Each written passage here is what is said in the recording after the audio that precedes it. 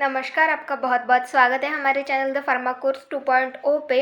तो हम पढ़ रहे थे फार्माकोलॉजी का चैप्टर नंबर 12 जो कि है कीमोथेरेप्टिक एजेंट्स। इस चैप्टर के कुछ टॉपिक हमने लास्ट लेक्चर्स में कवर कर लिए हैं। अगर आपने वो लेक्चर्स नहीं देखे होंगे तो आप हमारे चैनल पर जाकर देख सकते हैं। और अगर आपको हमारी ये कोशिश अच्छी लगती हो तो प्लीज़ हमारे चैनल को लाइक करिए, अपने दोस्तों के साथ भी शेयर करिए और नए हैं तो सब्सक्राइब करिए। तो आज के इस लेक्चर में हम पढ़ेंगे एंटी मलेरियल एजेंट्स के बारे में। जो एंटी मलेरियल एजेंट्स होते हैं, मलेरिया को ट्रीट करने वाले जो भी एजेंट्स होते हैं उनके बारे में पढ़ेंगे। तो सबसे पहले हम यहाँ पर एंटी मलेरियल एजेंट्स की डेफिनेशन देख लेते हैं। Definition: drugs which are used to treat malaria are called as anti malarial drugs. तो ऐसे ड्रग्स जो कि मलेरिया इस कंडीशन को ट्रीट करने के लिए यूज़ किए जाते हैं, ऐसे ड्रग्स को हम बोलते हैं एंटी मलेरियल ड्रग्स। अब ये मलेरिया किसकी वजह से होता है? जब मच्छर काटता है जो कि इन्फेक्टेड है, इन्फेक्टेड मच्छर जब काटता है, जो पैरासाइट होता है वो अगर किसी भी मॉस्किटो के बॉडी में प्रेजेंट है और वो मॉस्किटो जाकर किसी इंसान को काटे तो वो जो पैरासाइट है वो उस ह्यूमन के, उस इंसान के बॉडी में एंटर होता है, जिसकी वजह से फिर वो इन्फेक्टेड होता है और उसको मलेरिया होता है। तो ये किसकी वजह से हो रहा है? एक पैरासाइट की वजह से हो रहा है। तो इस तरीके से ये कंडीशन होती है मलेरिया। तो इस कंडीशन को ट्रीट करने वाले जो भी ड्रग्स होते हैं, जो भी एजेंट्स होते हैं, उनके बारे में हम यहाँ पर देखेंगे, वो किस तरीके से काम करते हैं, कॉन्ट्रा इंडिकेशन, इंडिकेशन, ये सारी चीज़ें हम यहाँ पर देखेंगे। तो आइए स्टार्ट करते हैं। हमने यहाँ पर डेफिनेशन देखी, अब हम देखेंगे यहाँ पर क्लासिफिकेशन। इसमें कौन कौन से ड्रग्स आते हैं उसके बारे में देखेंगे।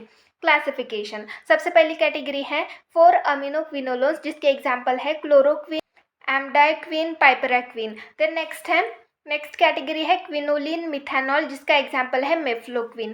देन नेक्स्ट है सिंकोना अल्कलॉइड्स, जिसका एग्जाम्पल है quinine and quinidine. Then next है बेगुआनाइड्स, जिसका एग्जाम्पल है proguanil and chlorproguanil. Then next है डाई अमीनो पायरिमिडिन, जिसका एग्जाम्पल है पायरिमिथामाइन। 8 अमीनोक्विनोलोन्स, इसका एग्जाम्पल है primaquine and pamaquine. Sulfonamides and sulfones, इसके एग्जाम्पल है sulfadoxine and dapsone. Then next category है टेट्रासाइक्लिन्स, जिसके एग्जाम्पल है टेट्रासाइक्लिन एंड डॉक्सीसाइक्लिन। देन हमारी 9th कैटेगरी सेस्क्विटर्पिन लैक्टोन, जिसके एग्जाम्पल है आर्थ्रेस्यूनेट एंड आर्थेईथर। देन 10th कैटेगरी है अमीनो अल्कोहल, जिसके एग्जाम्पल है हेल्फोफेंथ्रिन एंड ल्यूमिफेंथ्रिन। देन नेक्स्ट है मैनिच बेस, जिसके एग्जाम्पल है पायरोनेरिडिन। तो इस तरीके से ये पूरा क्लासिफिकेशन हो गया। ये इस तरीके से ड्रग्स हो गए जो कि मलेरिया इस कंडीशन को ट्रीट करते हैं। तो इनके बारे में वन बाय वन हम यहाँ पर देखेंगे। जितने भी ड्रग्स हमने यहाँ पर देखे उनके बारे में वन बाय वन यहाँ पर इन्फॉर्मेशन देखेंगे। तो हमारी सबसे पहली कैटेगरी थी 4 अमीनोक्विनोलोन्स, इसके बारे में देखेंगे। इसमें हमारा ड्रग है क्लोरोक्विन। इसकी मैकेनिज्म ऑफ एक्शन यहाँ पर हम देखेंगे। Chloroquine passes into the body of the parasite and concentrated into organism's acidic food vacuole by ion trapping। तो ये जो क्लोरोक्विन ड्रग है ये क्या करता है? जो पैरासाइट होता है उसकी बॉडी में एंटर होता है और उसका जो एसिडिक फूड वैक्यूल होता है उसके अंदर आयन ट्रैपिंग के थ्रू एक्यूमुलेट होता है। आयन ट्रैपिंग के थ्रू जो पैरासाइट है उसके एसिडिक फूड वैक्यूल में ये एक्यूमुलेट होता है, एंटर होता है, जिसके बाद ये क्या करता है? Chloroquine binds to the haem and prevent its polymerization into haemozoin. तो ये जो क्लोरोक्विन है ये हीम से बाइंड होता है। जो पैरासाइट है वो क्या करता है? हमारे बॉडी में जो हीमोग्लोबिन होता है वो लेता है। तो वो जो हीम होता है उस हीम को हीमोजोइन में कन्वर्ट होने से ये ड्रग प्रिवेंट करता है। This cause pH and haem accumulation, जिसकी वजह से वहाँ पर हीम का एक्यूमुलेशन होता है। जिसके बाद क्या होता है? हीम का एक्यूमुलेशन होने के बाद क्या होता है? Cause oxidative damage to membranes. तो जो भी पैरासाइट है उसकी जो मेम्ब्रेन होती है वो डैमेज होने लगती है, जिसकी वजह से lead to lysis of the parasite, parasite की डेथ हो जाती है। तो इस तरीके से ये ड्रग काम करता है। यहाँ पर हमें कुछ इन्फॉर्मेशन दी गई है, उसके बारे में देखेंगे। इसके थ्रू आपको जो मैकेनिज्म है वो क्लियरली समझ में आ जाएगी। Parasite obtain essential amino acid within food vacuole by digesting host cell hemoglobin। तो जो होस्ट सेल मतलब जिस भी इंसान के बॉडी में ये पैरासाइट है होस्ट कौन हो गया, वो इंसान हो गया, और उसका जो सेल है, उसके सेल में जो भी ब्लड है, जो भी हीमोग्लोबिन है, उसको ये डाइजेस्ट करता है, और डाइजेस्ट करके जो इसेंशियल अमाइनो एसिड है वो वहाँ से एक्सट्रैक्ट करके अपने फूड वैक्यूल में एंटर करता है, अपने फूड वैक्यूल में उनको रखता है। जो हमारे इसेंशियल अमाइनो एसिड है उनको वो अपने फूड वैक्यूल में रखता है। ये जो पैरासाइट है ये इस तरीके से काम करता है। Haemoglobin is toxic for parasite, hence parasite convert haem into haemozoin and get essential amino acid. ये जो हीमोग्लोबिन होता है ये पैरासाइट के लिए टॉक्सिक होता है। तो टॉक्सिक होने की वजह से ये क्या करता है, जो भी हीम होता है उसको हीमोजोइन में ये कन्वर्ट करता है, और हीमोजोइन में जो भी हीमोग्लोबिन है वो कन्वर्ट होने के बाद जो भी इसेंशियल अमाइनो एसिड होते हैं हमारे ब्लड में से वो उसको मिल जाते हैं। तो इस तरीके से ये अमाइनो एसिड लेता है।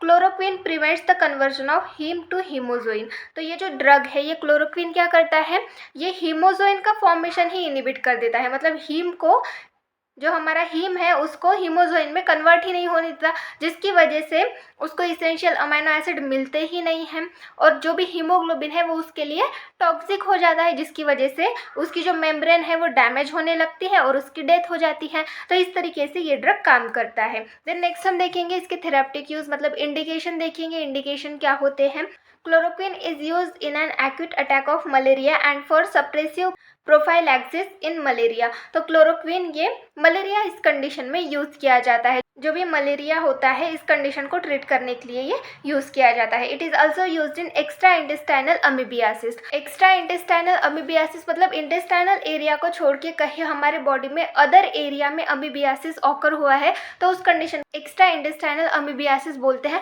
तो इस कंडीशन को ट्रीट करने के लिए भी इस ड्रग का यूज़ किया जाता है। तो ये इसके कुछ इंडिकेशंस हो गए। इनके कॉन्ट्राइंडिकेशंस देखेंगे। सबसे पहला है पेशेंट विथ विजन प्रॉब्लम। जिनको विजन का प्रॉब्लम होता है उनको हम ये ड्रग नहीं दे सकते। हाइपर सेंसिटिविटी की कंडीशन में ये ड्रग यूज़ नहीं कर सकते।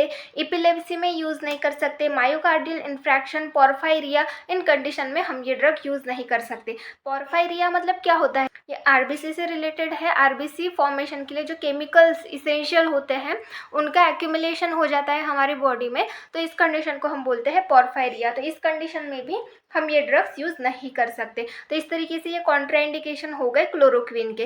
देन नेक्स्ट हम देखेंगे इसके एडवर्स इफेक्ट। एडवर्स इफेक्ट्स क्या होता है क्लोरोक्विन के, जीआईटी अपसेट मतलब gastrointestinal tract upset, headache, blur vision, blood disorder, hepatic dysfunctioning, ये सारे एडवर्स इफेक्ट होते हैं क्लोरोक्विन के। इनके डोज देखेंगे। क्लोरोक्विन का डोज होता है 500 mg, ओरल रूट से ये दिया जाता है। एमोडाइक्विन का डोज होता है 30 mg पर kg, ये भी ओरल रूट से दिया जाता है। पाइपराक्विन का डोज होता है 320 mg, ये भी ओरल रूट से दिया जाता है। देन नेक्स्ट हम देखेंगे हमारी नेक्स्ट कैटेगरी जो कि है क्विनोलिन मिथेनॉल। इसका ड्रग है मेफ्लोक्विन। तो इसके बारे में देखेंगे, इसकी मैकेनिज्म ऑफ एक्शन देखेंगे, ये किस तरीके से काम करता है। The mechanism of mefloquine is not completely understood. तो इसकी जो मैकेनिज्म है वो पूरी तरीके से समझी नहीं गई है।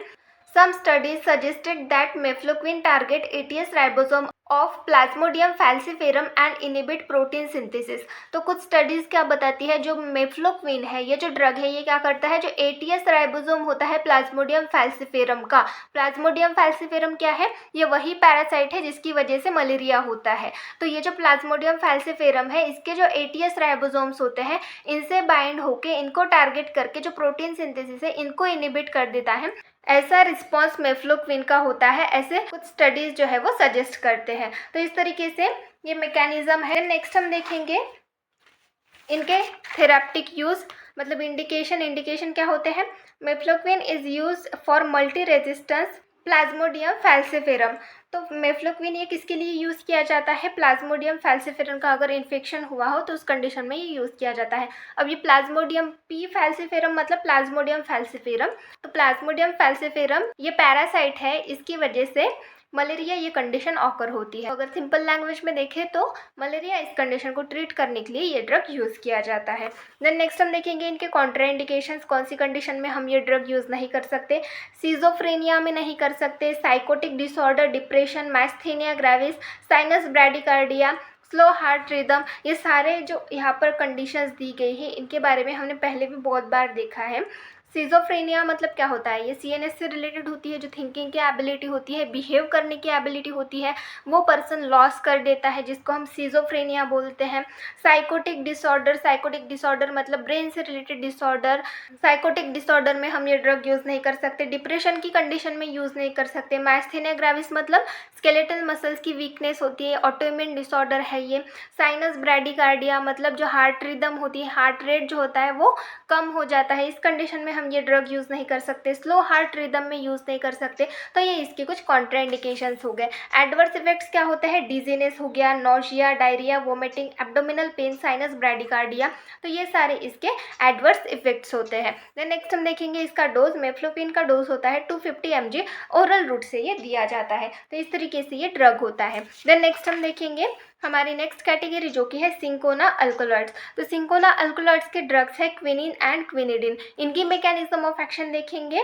The exact mechanism of this drug are unclear. इनकी भी मैकेनिज्म अभी तक पता नहीं चली है, but this drug does several functions include. पर इनके कुछ फंक्शंस होते हैं वो हमें पता है, तो उनके बारे में देखेंगे। Interfere with haem polymerization cause death of parasite. तो ये भी ड्रग जैसे क्लोरोक्विन काम करता था, उसी तरीके से ये भी हीम पॉलीमराइजेशन मतलब जो हीम है उसको हीमोजोइन में कन्वर्ट होने से प्रिवेंट करते हैं, जिसकी वजह से पैरासाइट की डेथ हो जाती है। तो ये एक इसका फंक्शन हो गया। सेकंड है इनिबिट प्रोटीन सिंथेसिस। ये जो पैरासाइट है उसके प्रोटीन सिंथेसिस को भी इनिबिट कर देते हैं। तो इस तरीके से ये दूसरा मैकेनिज्म हो गया।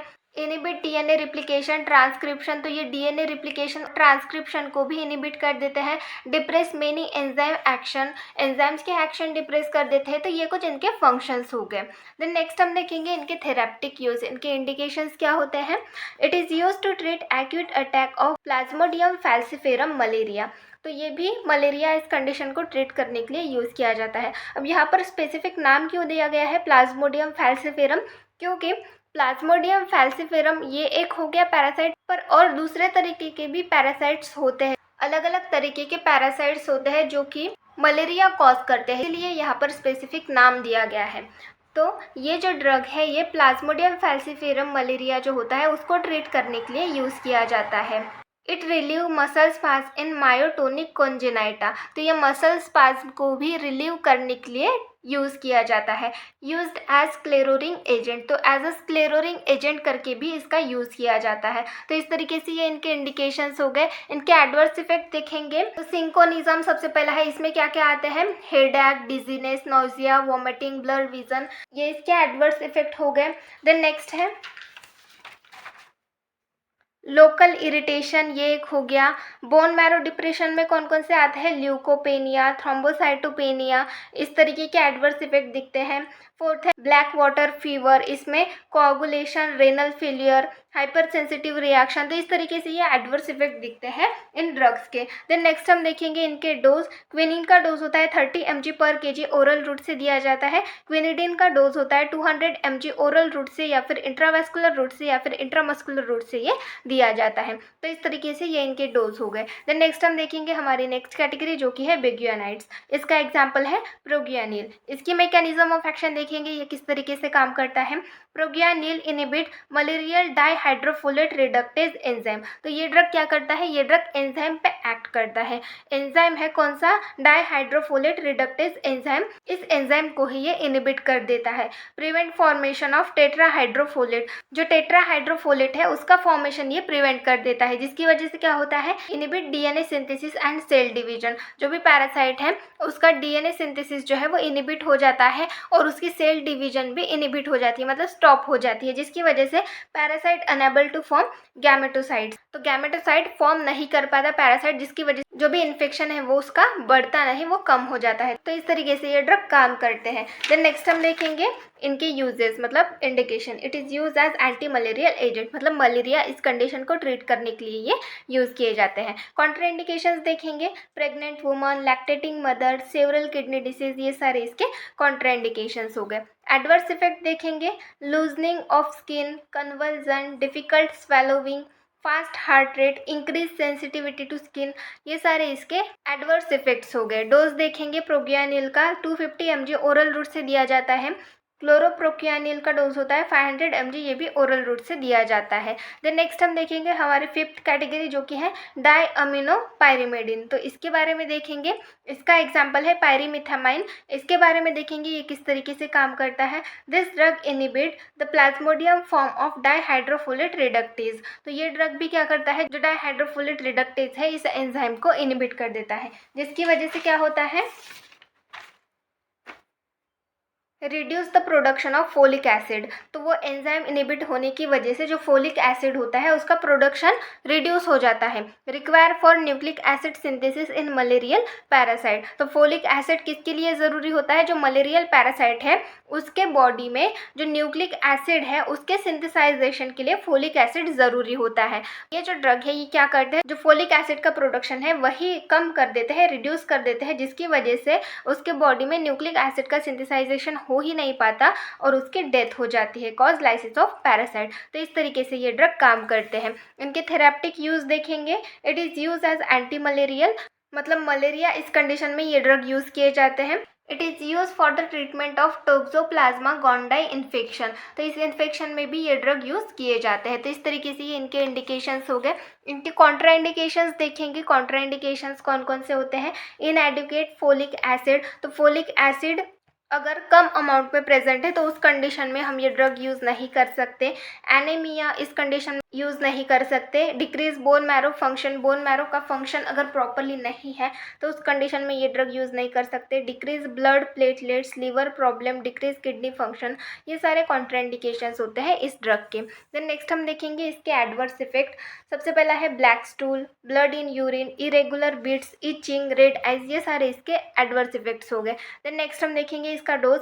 पायरीमिथामाइन का डोज होता है 50 mg, ओरल रूट से ये दिया जाता है। तो इस तरीके से ये ड्रग काम करता है। देन नेक्स्ट हम देखेंगे हमारी नेक्स्ट कैटेगरी जो कि है 8 अमीनोक्विनोलोन। तो 8 अमीनोक्विनोलिन्स के बारे में देखेंगे। इसका एग्जाम्पल है प्रीमाक्विन। तो इसकी मैकेनिज्म देखेंगे हम यहाँ पर। सबसे पहले प्रीमैक्विन एंटर्स, प्रीमैक्विन एंटर होता है जो भी पैरासाइट है उसकी बॉडी में, interfere with mitochondria of parasite. तो जो माइटोकॉन्ड्रिया होता है पैरासाइट का उसके साथ जाके ये इंटरफेयर करता है। इनिबिट आयन एक्सचेंज, जो पैरासाइट होता है उसके बॉडी में जो आयन एक्सचेंज होते हैं उनको इनिबिट कर देता है। Interfere in formation of energy, उसके बॉडी में जो एनर्जी का फॉर्मेशन होता है उसके साथ इंटरफेयर करता है। विदाउट एनर्जी पैरासाइट डाइज, तो एनर्जी प्रोड्यूस ना होने की वजह से जो पैरासाइट है उसकी डेथ हो जाती है। तो इस तरीके से ये ड्रग काम करता है। देन नेक्स्ट हम देखेंगे इसके थेरेप्टिक यूज़, मतलब indication. It is use to treat malaria and prevent it from coming back after treatment. तो ये ड्रग किस लिए यूज़ किया जाता है, मलेरिया इस कंडीशन को ट्रीट करने के लिए, और मलेरिया फिर से ना हो इसके लिए भी ये यूज़ किया जाता है। ट्रीटमेंट के बाद जो मलेरियल इन्फेक्शन है वो फिर से ना हो इस कंडीशन में भी इन ड्रग्स का यूज़ किया जाता है। तो ये इसके इंडिकेशंस हो गए। इसके साइड इफ़ेक्ट्स देखेंगे, chest pain, difficulty breathing, body swelling, black stool, stomach pain, ये सारे इसके साइड इफ़ेक्ट्स हो गए। देन नेक्स्ट हम देखेंगे इनके कॉन्ट्राइंडिकेशन। कॉन्ट्राइंडिकेशंस क्या होते हैं, एक्यूटली इल पेशेंट, अगर पेशेंट की तबीयत बहुत ज़्यादा ख़राब है तो उस कंडीशन में हम ये ड्रग यूज़ नहीं कर सकते।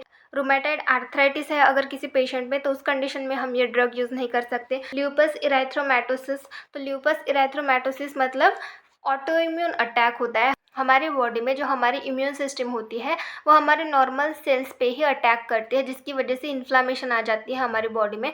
तो इस कंडीशन में हम ये ड्रग यूज़ नहीं कर सकते। तो ये इसके कुछ कॉन्ट्राइंडिकेशंस हो गए। डोज देखेंगे इनका।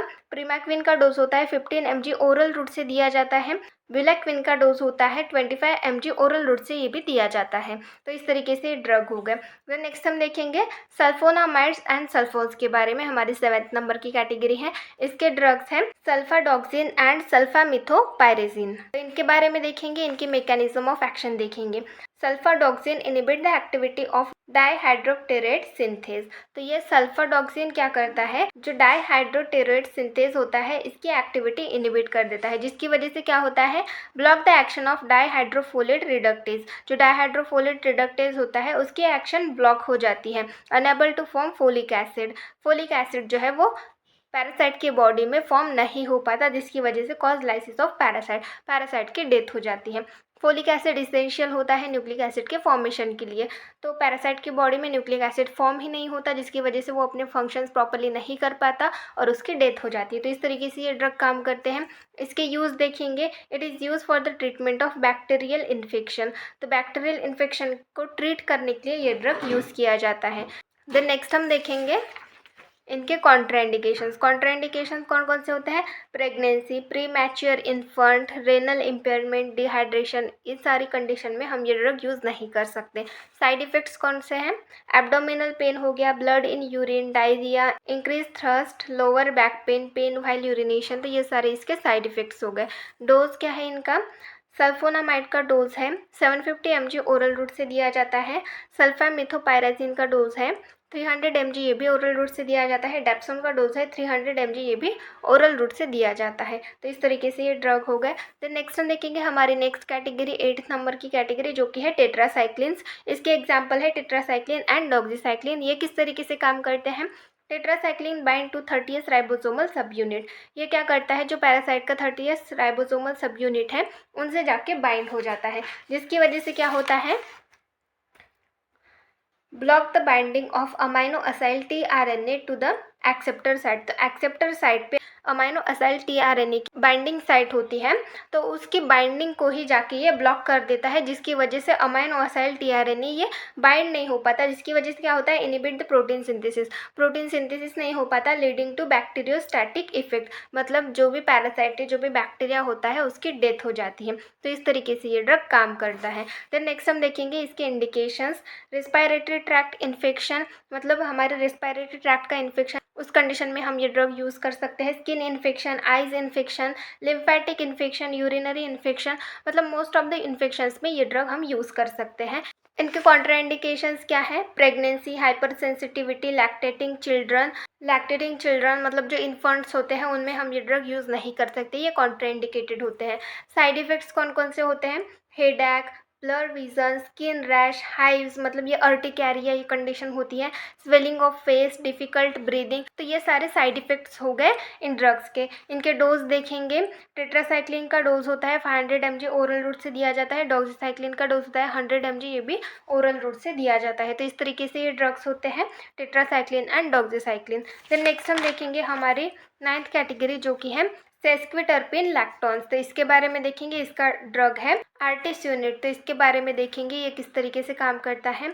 आर्टिस्यूनेट contain endoperoxide bridge that is activated by haem iron. जो आर्टिस्यूनेट होता है उसमें क्या होता है? जो एंडोपरऑक्साइड ब्रिज है वो प्रेजेंट होता है, जो कि हीम आयरन को एक्टिवेट करता है। Leads to oxidative stress. तो इसकी वजह से क्या होता है? ऑक्सीडेटिव स्ट्रेस होता है। जो भी पैरासाइट है उसके बॉडी में ऑक्सीडेटिव स्ट्रेस ऑकर होता है। Cause inhibition of protein and nucleic acid synthesis, जिसकी वजह से प्रोटीन और न्यूक्लिक एसिड सिंथेसिस जो है वो इनिबिट हो जाते हैं। Cause decrease the parasite growth and survival, जिसकी वजह से पैरासाइट की ग्रोथ डिक्रीज हो जाती है और वो सर्वाइव नहीं कर पाता। तो इस तरीके से ये ड्रग काम करता है। इसके थेरेप्टिक यूज देखेंगे। Use as anti malarial, as a anti malarial करके ये यूज किया जाता है। कॉन्ट्राइंडिकेशंस होते हैं हाइपर सेंसिटिविटी एंड प्रेगनेंसी। इस कंडीशन में हम ये ड्रग यूज नहीं कर सकते। साइड इफेक्ट्स कौन कौन से होते हैं? Agitation, coma, decrease urine output, nausea, vomiting, ये सारे इसके साइड इफेक्ट्स हो गए। देन नेक्स्ट हम देखेंगे इनके डोज क्या होते हैं। आर्टिस्यूनेट का डोज होता है 2.4 mg पर kg IV रूट से, ये मतलब इंट्रावेनस रूट से ये दिया जाता है। आर्टेमिथर का डोज होता है 20 mg, ये ओरल रूट से दिया जाता है। आर्टी इथर का डोज होता है 4.8 mg पर kg इंट्रामस्कुलर रूट से ये दिया जाता है। देन नेक्स्ट हम देखेंगे हमारी 10th कैटेगरी, जो कि है अमीनो अल्कोहल्स। तो इसके बारे में देखेंगे। इसका ड्रग है हेल्फोफेंथ्रिन। तो इसके बारे में देखेंगे ये किस तरीके से काम करता है। हेल्फोफेंथ्रिन फॉर्म कॉम्प्लेक्स विथ फेरिटोपोर्फायरिन 9। तो ये क्या करता है? ये जो ड्रग है ये क्या करता है? जो फेरिटोपोर्फायरिन 9 है उसके साथ कॉम्प्लेक्स फॉर्म करता है, जिसकी वजह से डैमेज मेम्ब्रेन ऑफ पैरासाइट, जो पैरासाइट है उसकी मेम्ब्रेन डैमेज हो जाती है, जिसकी वजह से उसकी डेथ हो जाती है। Cause death of the parasite. तो इस तरीके से ये ड्रग काम करता है। इसके इंडिकेशंस देखेंगे। Use for the treatment of severe malaria की कंडीशन में ये ड्रग यूज किया जाता है। कॉन्ट्राइंडिकेशंस है hypersensitivity and pregnancy. Then next है side effect, abdominal pain, vomiting. Then next है dizziness, vomiting, nausea, vomiting double double हो गया, नोशिया, हेडेक, फ्राइकर्स, तो ये सारे इसके साइड इफ़ेक्ट्स हो गए। देन नेक्स्ट हम देखेंगे इसके डोज़ क्या होता है। हेल्फोफेंथ्रिन का डोज होता है 500 mg, ओरल रूट से दिया जाता है।